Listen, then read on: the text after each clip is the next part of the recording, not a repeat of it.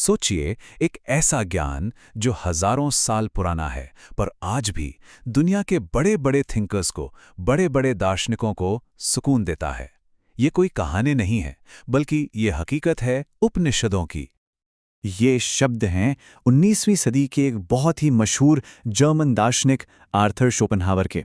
अब सोचने वाली बात तो ये है ना, कि भारत में लिखे गए हजारों साल पुराने ग्रंथ यूरोप में बैठे एक विचारक के लिए उसके जीवन और मृत्यु का सबसे बड़ा सहारा कैसे बन गए। तो आखिर वो कौन सा ज्ञान है? क्या है इन ग्रंथों में ऐसा जो समय, कल्चर, यहां तक कि ज्योग्राफी की हर दीवार को पार कर जाता है? चलिए, आज इसी सवाल का जवाब ढूंढते हैं, इसी रहस्य से पर्दा उठाते हैं। ठीक है, तो इनकी ताकत को समझने के लिए ना सबसे पहले ये देखना होगा कि इनका असर, इनका इन्फ्लुएंस कितना गहरा है। और देखिए, शोपेनहावर इस खोज में अकेले नहीं थे, बिल्कुल भी नहीं। स्वामी विवेकानंद से लेके मुगल राजकुमार दारा शिकोह तक, और तो और मैक्स म्यूलर जैसे वेस्टर्न स्कॉलर्स तक। मतलब हिस्ट्री इस बात की गवाह है कि कैसे इन ग्रंथों ने अलग अलग समय में अलग अलग सिविलाइजेशंस के बीच एक पुल का काम किया है। यही वो लोग थे जिन्होंने इस प्राचीन ज्ञान की मशाल को आगे बढ़ाया। तो एक बात तो साफ है, उपनिषद बहुत पावरफुल हैं, बहुत प्रभावशाली हैं। पर सवाल अभी भी वही है, आखिर ये हैं क्या? और इसकी शुरुआत होती है इनके नाम से ही, उपनिषद। पता है, इस एक शब्द में ही इसका पूरा एसेंस, इसका पूरा सार छिपा हुआ है। ये शब्द बना है संस्कृत के 3 हिस्सों से। उप, जिसका मतलब है पास, नी यानी नीचे, और सद यानी बैठना। तो क्या हुआ? पास, नीचे, बैठना। ये सिर्फ शब्द नहीं है, ये एक इमेज है, एक पूरा सीन है। एक शिष्य है जो अपने गुरु के पास उनके चरणों में पूरी श्रद्धा से बैठकर वो सीक्रेट नॉलेज ले रहा है, वो ज्ञान जो सिर्फ सुनकर नहीं बल्कि महसूस करके समझा जाता है। इनको वेदांत भी कहा जाता है, मतलब वेदों का अंत, या कह सकते हैं वेदों का सार, the essence of the Vedas. ये वेदों का वो हिस्सा है जहां यज्ञ और कर्मकांड वो सब पीछे छूट जाते हैं और असली यात्रा शुरू होती है चिंतन की, फिलॉसफी की, दर्शन की। तो ये सिर्फ वेदों का एंड चैप्टर नहीं है, बल्कि उनका फिलॉसफिकल पीक है। और ट्रेडिशनली इनकी संख्या कितनी मानी जाती है? 108। सोचिए, 108 ग्रंथ जो एग्जिस्टेंस के, हमारे होने के सबसे बड़े सवालों से डील करते हैं।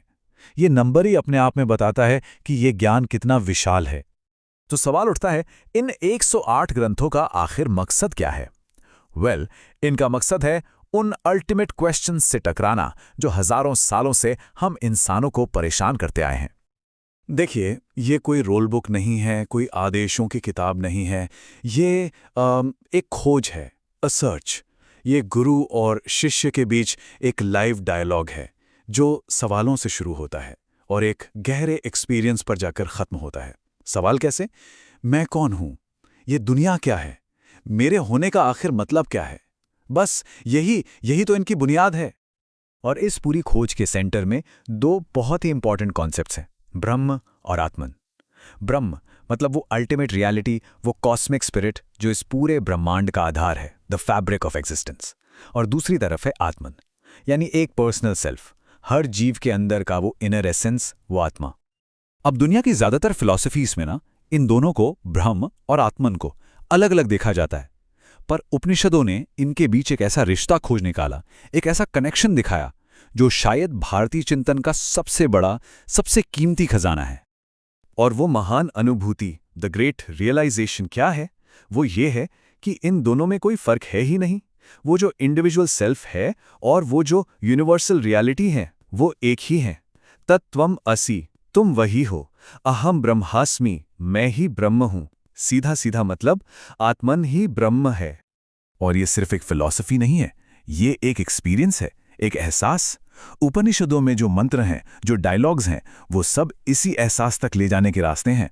वो ये याद दिलाने के लिए हैं कि कोई भी इस ब्रह्मांड के महासागर में बस एक छोटी सी बूंद नहीं है, बल्कि हर बूंद में पूरा का पूरा महासागर छिपा हुआ है।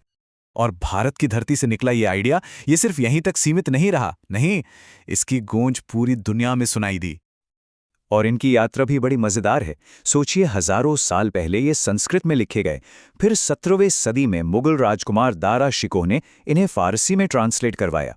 फिर वहीं से ये लैटिन में ट्रांसलेट होकर यूरोप पहुंचे और वहां शोपेनहावर जैसे थिंकर्स के लिए इंस्पिरेशन का सबसे बड़ा सोर्स बन गए। तो आखिर में उपनिषद एक सवाल हमारे सामने छोड़ जाते हैं। अगर वो परम चेतना, वो यूनिवर्सल रियलिटी हमारे ही अंदर है, तो फिर इस स्व की, इस मैं की असली प्रकृति क्या है? ये वो सवाल है जिसका जवाब किसी किताब में नहीं मिलता, बल्कि खुद के अंदर की यात्रा में मिलता है। और शायद यही यात्रा ही उपनिषदों का सबसे बड़ा तोहफा है।